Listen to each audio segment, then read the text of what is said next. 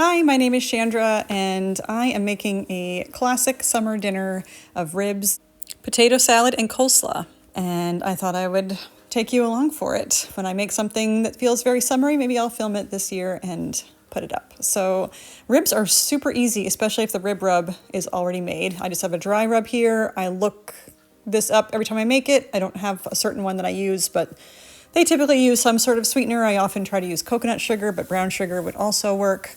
Oregano, chili powder, salt, pepper. I just mix up a lot of it when I make it so that it is ready for subsequent rib dinners. So I'm getting my ribs out, stretched out and rubbed on both sides with this rub. There's a lot of oregano in rib rub, which I didn't really realize, but I love oregano, especially dried oregano. So I'm getting that on here, and I'll turn it over and do the underside, and then I'll leave that meaty side down for these to cook. And I like Smitten Kitchen's version of doing ribs. She very handily has quite a list of different temperatures and how long each temperature might take to fully cook in the oven. So I usually do this at 300 for like 4 hours, but there's lots of options for slower and longer or higher and shorter cooking times depending on what kind of time you have. I like to do the ribs either the day before or in the morning so that they have time to cool down in the refrigerator before we finish them on the grill. You could also do that in the broiler, but we often put them on the grill with some barbecue sauce brushed on. So after they're done cooking, I drain off any liquids in there, and then I'll get them. Sometimes I'll mix this liquid in with the barbecue sauce for extra flavor. There wasn't a lot today. I'll separate the fat out. There just wasn't a lot on these ribs. They're pretty small. So I didn't bother saving it. But I'm gonna get these on a pan and into the refrigerator so they can chill. They just stay together better for putting them on the grill.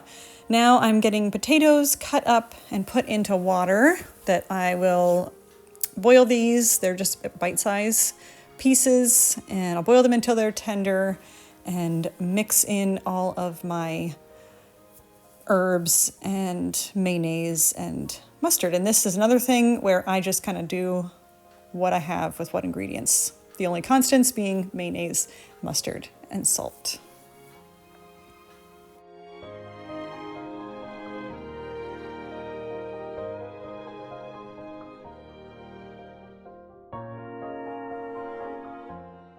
I also found that I had some cabbage in the refrigerator, so I'm going to make a quick slaw. This is a salad turnip that is just kind of in there. Nobody loves these, but I thought if I grated it up and put it in the slaw, we'd be getting some of those nutrients without having to know that we're eating it too much. So I decided to just use half of that so that there's not objections. And I like to put in carrot to my vegetable slaw, for more color and flavor and nutrients. So I'm getting that grated as well. And then I will cut up my cabbage and get that into the bowl with these other vegetables.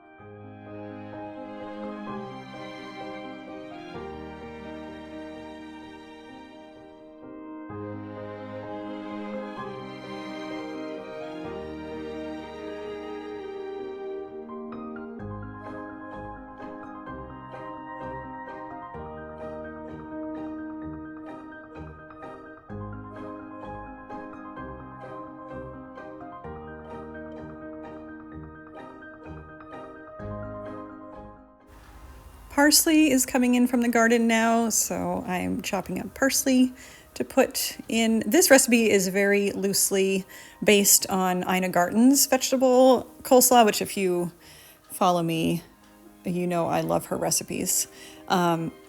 So I can link that below. But this is a much smaller amount, and I'm kind of adjusting what I'm putting in based on what I have. I have a little bit of onion, so I'm going to put that in as well, and look how beautiful that looks all tossed together. And now we can make a sauce. Okay, here we go. Mayonnaise, mustard, apple cider vinegar, celery seed, celery salt, regular salt, pepper. I can add pepper because my daughter doesn't like coleslaw. She doesn't like mayonnaise at all. So she won't eat this, and she has a hard time with pepper. So I'm adding pepper to this, a little sweetener, honey, and mix all that together.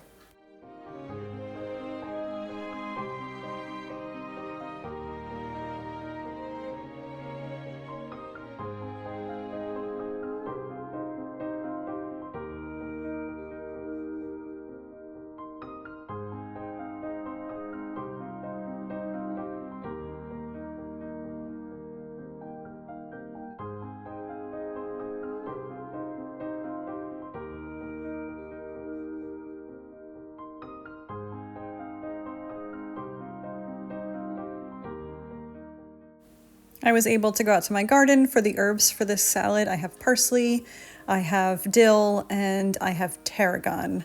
Oh, I love tarragon. And the garden has just been exploding in July now.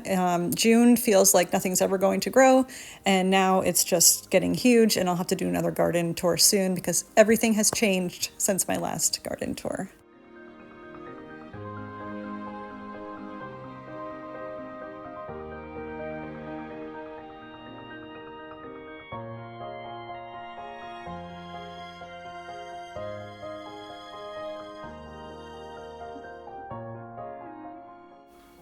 Very similar dressing to the coleslaw dressing, mayonnaise, mustard, a little bit of apple cider vinegar, salt, and pepper because again, mayonnaise, I don't need to worry about Nora and the pepper because she won't eat this anyway.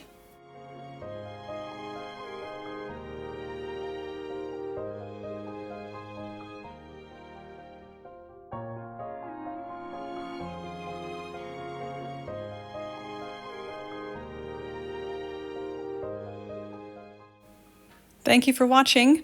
Here is our classic summer dinner.